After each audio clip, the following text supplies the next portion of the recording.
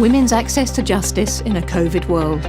7 impact stories from across the Asia-Pacific region.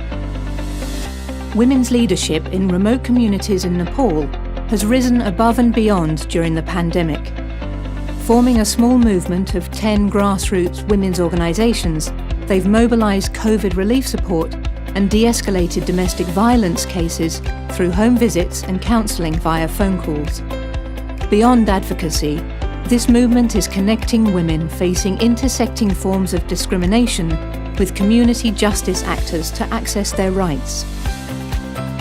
Amid COVID, most courts in Indonesia utilise video conferencing to conduct trials. The Pariaman Religious Court has innovated its services in divorce cases further. In the same day that a deed of divorce is produced, the divorcees receive updated identity cards reflecting the legal separation. This gives women better legal protection and easier access to services under their new civil status. Even during a global pandemic, the threat from natural disasters persists.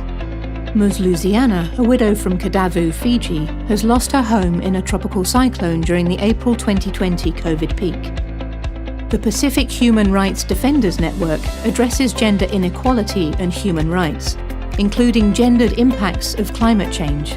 The network empowers women to protect and claim their rights. Ms. Luciana is a member of the network to advocate for herself and other widows.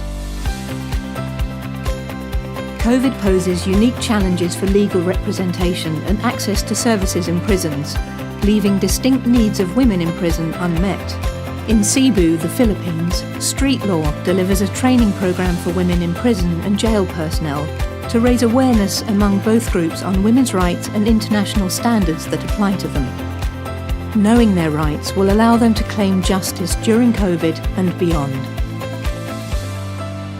Amid the COVID crisis, the Wahid Foundation in Indonesia has adapted their community-based approach. Working with women in the peace villages, the foundation has scaled up their operations of emergency assistance, mediation of conflicts, and contact tracing via WhatsApp. Day-to-day support and capacity building are also coordinated using allocated WhatsApp chat groups. The women's groups saw a significant preventive impact on gender-based violence, with women's empowerment being a pillar for the sustained success of the adjusted approach. Gender inequality is a persistent barrier to peace and development. In October 2020, Timor-Leste enacted a new mandate for frontline conflict resolution and prevention at the community level. The Gender-Responsive Conflict Resolution Decree recognises the essential contributions of women. Half of the 40 government-appointed mediators are women. In partnership with the Ministry of Interior, UN Women concluded a comprehensive capacity building programme for gender-responsive mediation despite COVID challenges. With limited access to courts amid COVID measures, community-based mechanisms are at the heart of justice for women. In the Philippines, the Village's Mandate and violence against women support desks in the community are the first line of protection for women. Cohesive coordination between family courts and barangays, village leaders, has realised more effective enforcement of protective orders in domestic violence cases during the pandemic.